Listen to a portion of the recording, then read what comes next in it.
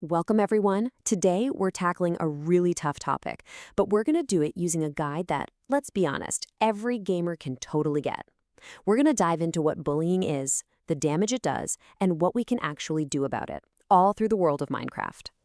Okay, so if you've ever played on a public Minecraft server, you've probably heard something like this before, right? It's that classic taunt from a griefer, and it's the absolute perfect spawn point for this whole conversation. Because let's be real, this isn't about friendly competition. This is about one thing, the threat of pure destruction. All right, so first things first, we've got to know what we're really up against here.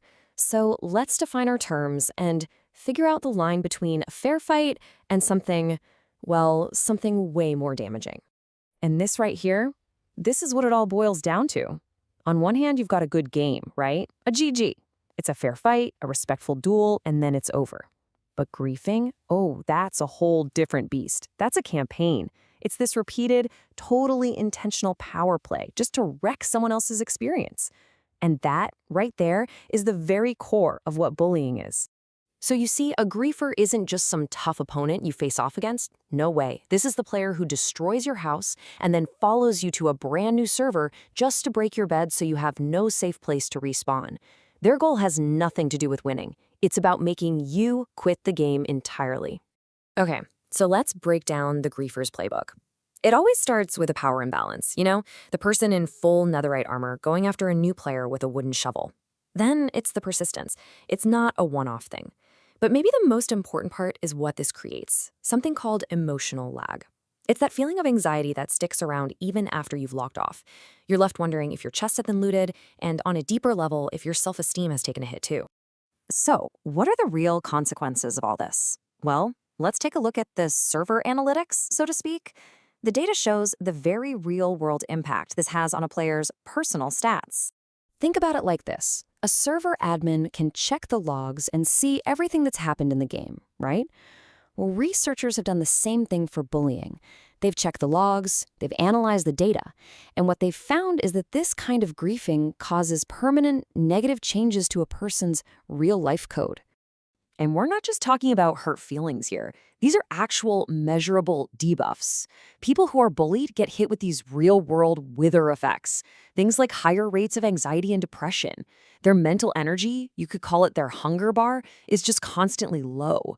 And their armor durability, their ability to connect with people, is so reduced that it becomes incredibly hard to make new friends, to join new factions, sometimes for years. Now this chart, this shows something called the spectator glitch. And just look at that gap. It's huge. 80% of us see someone's base getting griefed, and we feel bad about it, but only 15% of us actually do something. When we just stand by and watch, we're basically giving the griefers silent OP permissions to just keep on going. But, and this is a huge but, look at this number, 57%. When just one person does step in, the bullying stops within 10 seconds more than half the time. That is incredible. It's like a community-wide kick command that actually works. It proves that one person speaking up can literally change the whole game. Okay, so knowing the damage is one thing, but having the right tools in your inventory, that's how you survive. So this next part is all about that. It's your emergency action plan. Okay, picture this. You see it happening in real time.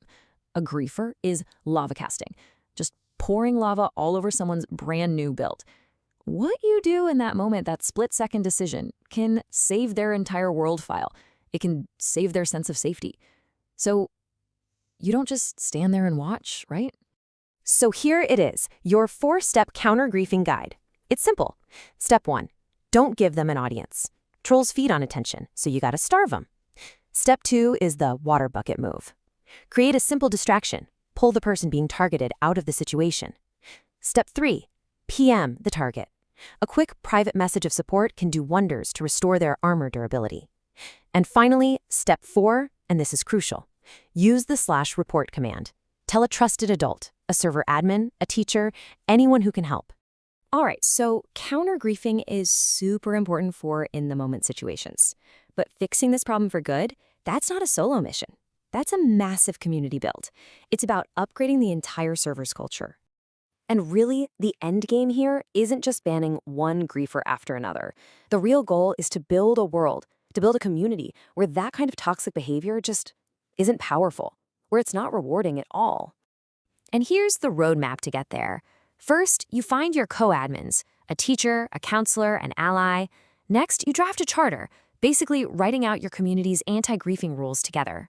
Then you can start a kindness build, like a creative project that rewards positive actions.